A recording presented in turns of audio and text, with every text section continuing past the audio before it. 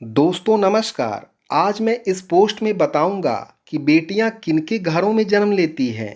कौन से ऐसे कारण हैं कि एक बेटी का जन्म होता है। लेकिन इस जानकारी को सुनने के लिए इस वीडियो को आपको पूरा देखना होगा। अगर आप इस वीडियो को पूरा देखते हैं तो आप अच्छी तरह से समझ जाएंगे कि बेटियां किनके घरों में जन्म लेती हैं और ऐसे कौन से कारण हैं कि एक बेटी का जन्म होता है। जिस समाज में हम जी रहे हैं वो पुरुष प्रधान है।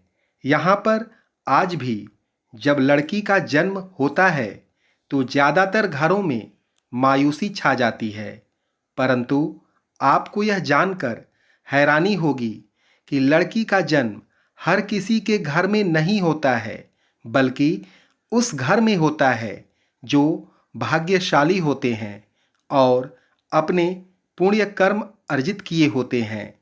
और आज हम आपको यही बताने जा रहे हैं कि भगवान कैसे घरों को लड़की का जन्म देने के लिए चुनते हैं और कौन से ऐसे पुण्य कर्म हैं जिसकी वजह से कोई भी इंसान बेटी का माँ बाप बनता है। नंबर एक बार अर्जुन भगवान श्री कृष्ण से पूछते हैं कि किन कर्मों के कारण किसी के घर पुत्री का जन्म होता है।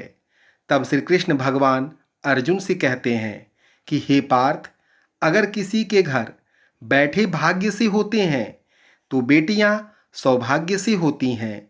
जो अपने पूर्व जन्म में बहुत ही पुण्य किया रहता है उन्हें ही एक बेटी के माता पिता होने का सौभाग्य प्राप्त होता है। बेटियों के जन्म के लिए उन्हीं घरों को चुना जाता है जो बेटियों के भार को सहन कर सके, क्योंकि तीनों लोकों में स्त्री अर्थात बेटियां ही ऐसी होती हैं जो इस सृष्टि को निरंतर चलाएं, मान रखने के लिए अपना सर्वस्व न्यौछावर कर देती हैं। हे अर्जुन, जिस दिन इस सृष्टि से बेटियों का जन्म लेना रुक जाएगा तो धीरे धीरे इस सृष्टि का भी अंत हो जाएगा। दोस्तों, आपने भी कई लोगों को यह कहते सुना होगा कि जिस घरों में बेटी का जन्म होता है वह घर स्वर्ग के समान होता है, क्योंकि बेटा एक कुल को रोशन करता है पर बेटी दो कुल को रोशन करती है।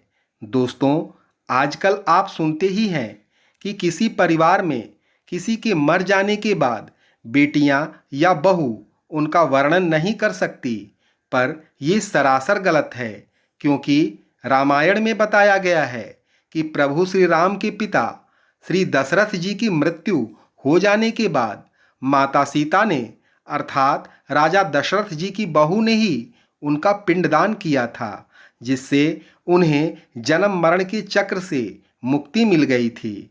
हिंदू धर्म शास्त्रों में बताया गया है कि बेटियां भी अपने पिता के नाम से पिंडदान कर सकती हैं। वहीं अगर ससुराल पक्ष में कोई पुरुष नहीं है तो इस स्थिति में बहू भी पिंडदान कर सकती है। दोस्तों, बहुत सी लोगों की सोच होती है कि बेटी है तो बिना समय गंवाए और उसको पढ़ाए लिखाए जितना जल्दी हो सके शादी कर दो, लेकिन यही सोच बेटी के भविष्य को बर्बाद कर देती है। जरा सोचिए, एक बच्ची के मन में कितने सपने होते हैं कि उसे कुछ करना है, लेकिन यह सपना सिर्फ सपना ही रह जाता है। इसलिए अपनी बेटियों के सपने पूरे कर देने चाहिए। उन्हें जीवन में हर खुशी देनी चाहिए जो उन्हें मिलनी चाहिए। एक बेटी से ज़्यादा अपने माता पिता के लिए कोई नहीं सोच सकता। माता और पिता को प्यार और अपनापन बेटी ही दे सकती है। बेटी के जन्म को एक जश्न की तरह मनाना चाहिए। माता पिता को बेटी को हमेशा यह एहसास दिलाते रहना चाहिए कि कितनी खास है बेटी उनके लिए। एक बार स्वामी विवेकानंद वैष्णो देवी की सीढ़ियां चढ़ रहे थे। बगल से किसान अपनी बेटी को कंधे में बिठा चढ़ाई चल रहा था। तभी स्वामी विवेकानंद ने कहा कि बाबा, आपकी बेटी का बोझ आपको लग रहा होगा, इसको मैं उठा लेता हूँ और माता वैष्णो के दरबार तक ले चलता हूँ। किसान ने सबके सामने स्वामी विवेकानंद से कहा कि बेटी कभी भी बाप के कंधे पर बोझ नहीं होती। बेटियां अगर बाप के कंधे पर हैं तो वह हर बोझ को हल्का कर देती हैं। वहीं गरुड़ पुराण में बताया गया है, यदि कोई व्यक्ति मृत्यु के अंतिम क्षण में किसी स्त्री को याद करते हुए प्राण त्यागता है तो वह अगले जन्म में स्त्री के रूप में जन्म लेता है। और अगर वही अपने अंतिम क्षण में परमेश्वर का नाम लेते हुए मृत्यु को प्राप्त होता है तो वो मुक्ति के मार्ग पर अग्रसर होता है। मित्रों, इस पोस्ट में बस इतना ही उम्मीद करते हैं कि आपको जानकारी मिल गई होगी। हमें कमेंट करके ज़रूर बताइए कि आपको यह हमारी पोस्ट कैसी लगी। आपका दिन शुभ हो और मंगलमय हो।